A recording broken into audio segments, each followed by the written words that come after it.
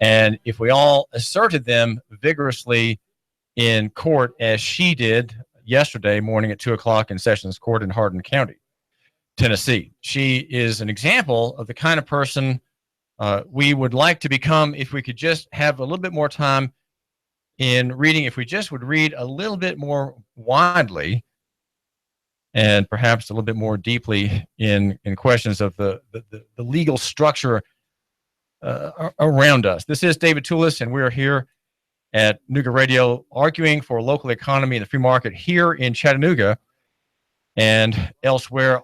Love your neighbor and buy local is the slogan, the action step, you might say, the action plan for a prosperous city in the future. Now, there are many, many obstacles to prosperity, and often it is in the form of ideas that are simply not sound and have a bitter root. We can see that bitterness in the actions in City Council in Chattanooga yesterday when the plan proposal by Council Member Chip Henderson was forced into a 2-week delay as the problems of bitterness are ironed out, and people who are complaining about a new danger will be able to meet with John Bridger at the Planning Commission and have everybody, as Chip Henderson says, in the Chattanooga, everybody in the same room to go over the problem. And the problem is a kind of bitter isolationism that has strongly influenced the members of Chattanooga City Council. It is an isolationism that is, we could say it's fear of strangers, fear of people who are from other places, fear of foreigners, fear of aliens. And these people are fear of immigrants from Syria, right? These people are described, for the convenience of the argument now raised against this plan, in terms of fear of sexual predators. That is the great bugaboo. Sexual predators are all about, and hey, they are coming into Chattanooga through Airbnb. They're slipping in. They're crossing the border of Chattanooga through the Airbnb rental sharing network, and they're coming into our houses. They're going to be near us. They'll be our neighbors. We will be able to see them when we come home from work. We might see them as we are out Friday evening after dinner mowing the lawn. The neighbor is an Airbnb family, and there are people in that house who are wearing turbans and wearing very strange clothes. Clearly, they're from another country. They have dark skin. I don't understand, even if I turn off my mower, what they're saying there as they're hovering around their car doors and their open trunk as they're planning on a little visit out. This is David Tulis, and you are live on Nooga Radio. What's on your mind? As always, good shows, David, but let's cut through the crap of the driver's license issue and the Airbnb. People aren't afraid of rapists. They're not afraid that, this person next door may be a criminal. This is what it comes down to, money. The city council's trying to protect the hotel industry, bottom line. And people just want what they want. They want to be comfortable and not have to deal with who the new neighbor is. In Florida, this is prevalent. They have 55-plus communities. And the old the crudgeon, crusty old people down there had their kids, and now they don't want anybody under 55 down there. And they're 55-plus communities because people are selfish and they're narcissistic. That's what it comes down to. Now, on the driver's license issue, I gave up my driver's license, registration, insurance, and everything I could, took the tags off my car, junked my car, and I drove on Pennsylvania roads purposely to get pulled over to prove to these jackasses that you don't have the authority to tell me that I need to go to you for permission to travel, which I've had that right to do since 1215, back to the Magna Carta. And the government does what it always does, lie. They lie, they prevaricate, they misguide people. And the first case was in what's called the Court of the District Justices, which is not a court of record. And that court exists to get your argument. Well, they got my argument, and my argument was correct, and the judge found me guilty, of course, in a non-court of record. When I went to appeal it, de novo, all of a sudden it was dropped. I couldn't even get it in a de novo court on the record because they don't want this issue on the record. This woman you were just speaking with didn't get it on the record because they know they have no authority to compel the average person to get a driver's license, registration, or insurance, or to pull you over without probable cause and smell your underwear and ask where you're going, where you've come from, determine whether or not you've been drinking or whatever. We live in a police state, and we've got a bunch of cowards called Americans that are afraid to stand up for their rights, so they're going to lose them. Well, that's Mike. Thanks very much. I think you're right, and there's fear that motivates the state's operation. It plays on fear. Of course, you then become fearful of it, and people do not exercise, as Tracy Arnold calls them, their God-given, constitutionally protected rights. You have a right to move from point A to point B without asking my permission. You have a right to move from point A to point B without asking the commissioner, the permission of Commissioner Berkey, the Tennessee Department of Safety and Homeland Security Commissioner, or of Governor Haslam, or even if Governor Haslam's appointees and nominees and employees in the executive branch. The Tennessee Highway Patrol is executive branch. The Chattanooga Police Department, these are city executive branch employees in Saudi Daisy, Red Bank, and East Ridge, always serving the executive branch, executing statute, rightly or wrongly, upon the people. And you, on this point, you have a right to travel. Now, you, my listener, are saying, well, David, why are you bringing this up again? You've brought this up at least a couple of times in the past few days. Why is it important? Well, it's important because though it's on the margin of your awareness, on the margin of your experience, it typifies and illustrates the larger issues. Notice how Tracy says that if you marry under the statute, you're marrying by permission. And if you run an Airbnb under permission of the city of Chattanooga, you are giving up a right. And so what's happening in marriage or in how you run your household and whom you allow into your household are questions of whether you have to have permission to do something that's harmless and innocent, or whether you can do it because you have a right before God to do it, and you have actually a right under statute and our state and federal constitutions to do those same things. So what we have in the way of oppressions and wrongs against the free market, against local economy, are really outside the law. They're all of them outside what's legal. And we have enforcement which rides against the law. We have surveillance that runs outside and against the law. You are to be understood that your laws, while restrained badly in many areas, they are in many ways intact. You just have to assert them correctly and properly, and try to get an appeal. So Tracy Arnold said last night when I called her to ask about her hearing, she was very disappointed that she couldn't make her argument before the judge. It was convenient that Larry Wilbanks, the officer of Crump town, Crump, C-R-U-M-P, didn't show up, because now her whole case is dismissed, out of hand. She's relieved on one side, but chagrined on the other, because the arguments matter to people like her. She wants to be able to demand the authority of the city and the county to have her show her papers. She says, I don't have to have papers. I live in the free state of Tennessee. I'm among the free citizenry of the state of Tennessee. These are terms in the Constitution. And so she's disappointed that she can't make the argument. Now, here in Chattanooga, there is this very similar question.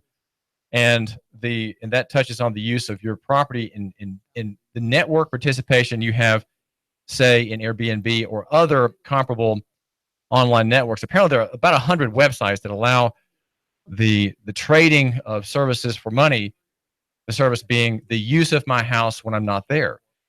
These are tremendous benefits to homeowners who can now take their largest asset, for many of them, and use that asset to generate income, or at least gross receipts in dollars on the side, or parallel to investment income or investment gross receipts, or earnings or wages, gross receipts from those as well. So that gives someone another income stream, providing a bit of padding, providing a bit of liquidity in households that are already stressed out across the country by debt and taxation and stagnating wages, because we have a fiat paper money system violative of the Constitution and no one is seeking to repair that. And so we just have to live with that decapitalization. Right? We're all being decapitalized and impoverished by the good people in Washington and Nashville that allow these things to happen or ordain that they happen. The problem facing the city council is the spirit of isolationism and fear.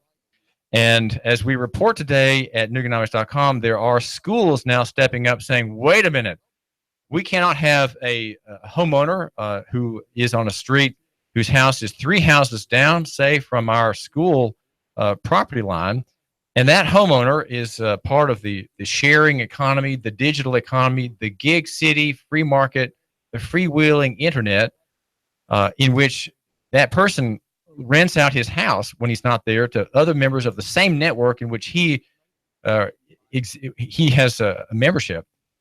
And that person coming into town may be a sexual predator, may be involved in prostitution, may be doing something illegal.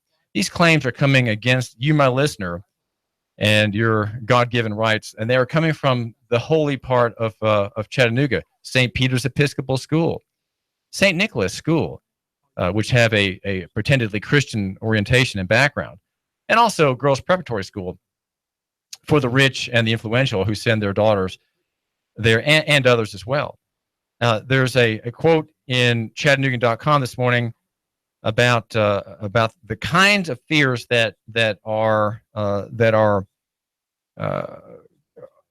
being expressed, and that is that Airbnb and other networks allow for drugs, prostitution, and sexual assault. In fact, they may have people who are sexual predators who are part of the network and who come to Chattanooga and live for a day or 2 or 3 during vacation time in this rental near that school, near girls' preparatory school. And so what we have to have is we have to have controls. We have to have regulation. We have to have supervision. Notice what happens here. We have an irrational fear. We have irrational fear, and we have isolationism. The whole Chip Henderson proposal is a form of isolationism that views outsiders, that views visitors with enmity and fear. And it's an odd thing to happen. And it's really odd because we are trying to be a tourism magnet here in Chattanooga. We're called the Scenic City. We love people who come here on hang gliding outings. We have Head of the Hooch, which is a rowing regatta. We have right in our area Tour de Georgia, which is a biking event. And then the Ironman triathlon, which involves shooting and running and all kind. I don't know what all is involved in that. Rowing as well. And we want people to come here, and we're delighted that they're patronizing our hotels and motels. And we're also delighted that they're patronizing these private houses in these private networks. But this is all laid aside when we now think about the role of city government with its hammer and its bat, because that is what government is. It is effectively a hammer and a bat, and it's going to hit you. All right, it can't not hit you. And so the question that we always need to ask about those in governmental authority is, what do you want to hit today? And the city council needs to say, all we can do is force people to do something. That's all we're about is compulsion and force. Why don't we take a break from that? Why don't we realize that the gig city ideal is about the free market? It's about the freewheeling, voluntary relationships that people can form online for particular services. And that would be renting your house when you're not here. Say you're a businessman, your children have gone. Your wife is a businesswoman. She gives lectures out of town and runs a little consulting business. She's often out of town. You're often out of town. You have a very nice house. Why not be a member of a home sharing network? And while you're not here, both of you, you can let it out to people who are qualified to be renters there. But now we're told, no, we cannot have these people come. We need to have a very strict regime. And now, what the reason the bill by Chip Henderson was delayed is we need to have a consideration of safety zones around schools. Well, what about safety zones around toy stores? What about safety zones around senior citizens centers? There may be people who come who are trying to sexually abuse elderly adults. Can we have that? Don't we want to provide protection for elderly adults? Don't we think that that's that they're already incontinent? Let's not burden them with sexual assault as well. We need to have a safety zone around this Airbnb place in the approved district, which in fact won't let that house have Airbnb. We need to keep sexual predators away from toy stores, senior care centers, and kindergartens as well, and even parks where children sometimes, when they're not on their glowing devices, go out and go on the swing. Once a week, that park is used by an 8-year-old boy and his 12-year-old brother, and they swing, and they are on the slide, and they climb on that very, very low, very safe jungle gym once a week. And because those children are there, and that little park is right next to a house that has an Airbnb family in it, we need to make sure that family cannot have Airbnb and cannot generate a cash flow from that house, because that child, that 8-year-old boy and his brother, play on the swing once a week when they're not on their devices or not in the compulsory attendance factory school run by the county. This, of course, is living in fear. This whole idea that the council is now fallen the victim of holds that isolation is better than involvement. It holds that we should be suspicious of outsiders, and we should maybe even reconsider having and subsidizing through our hotel motel tax outreach to strangers. We should maybe quit advertising in Alabama and in parts of Virginia and other places where we have ads for Chattanooga, because we really don't want people to come here. We're really afraid of people, and we're particularly afraid of strangers who look different from us, right? Who speak a different language. This is, of course, the underlying fear. It's an underlying fear, and it's dressed up to look startling and shocking, and it's dressed up to be sexual predators. We're going to hide everybody we don't like and know under the term potential sexual predator. That is what these school people at St. Nicholas and St. Peter's and GPS, that's what they're saying. We need to view everybody as a potential sexual predator. Well, if you did that, you couldn't have any kind of business. You couldn't have a taxi service. You couldn't really run a bus line, because it's possible that if there's a bus driver and there's just one person in that bus and that person's a female, that bus driver may attack that woman sexually. You can't have that. So we should probably have bus drivers who have a guard posted in the bus to protect that passenger at the last stop of the day, because that last passenger is a woman and the bus driver is a man. So, there may be a sexual assault there. It could be that the bus driver, if he's a homosexual, he might sexually assault the man who's the last passenger of the day. So we've got to have a guard hired to protect that passenger and protect that bus driver too, because it could go the other way. You see, if you have a society like that and you have ordinances and rules that premise on fear, premise on being terrorized by others, you really can't have much of a city at all. You cannot have the hooch. You cannot have the Ironman competition. You really just need to kind of shrivel up and die, because there's no life in what you want. This is David Tulis, and we're here at Nooga Radio. And the city council needs to have people on it who are people of principle, who reject the whole plan entirely. As I point out today at Nooganomics.com, the most influential website in Chattanooga, the one for the people who matter, I point out that the system proposed by Chip Henderson is illegal.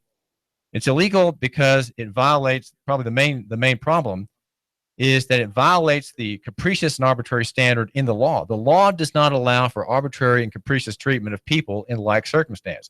You can't draw a line down a street and say, you on one side are forbidden to enter into a home sharing network. You on the other side, you may enter into this line of work, but you have to do so by getting a special permit from us. You are in our special holy zone, our special approved zone. That is illegal because it is an arbitrary distinction and is simply not acceptable in the law. And then the ordinance proposed by Chip Henderson is untenable because it cannot be enforced. And that is because of the $50 fine rule in the Constitution that says no city may impose any kind of punishment. It can impose a thing called a fine, which is different. It's a penalty. A fine is a restorative payment that sets things right. It cannot be used to punish. And the limit on that is, guess what? $50. And $50 in the old days, that would be $300 or $400 today. So $50 a day, if we have depreciating paper currency in circulation, is nothing. I spent, my mother and I went out to eat yesterday with family members. We spent $70 in a restaurant just for dinner. I mean, the fine that the city can impose is less than a dinner out for family members visiting from a faraway place, California, where there are sexual predators. And if they're coming here to Chattanooga, we need to keep them out. We need to be very, very careful about strangers. This is David Tulis. The Tennessee Valley's news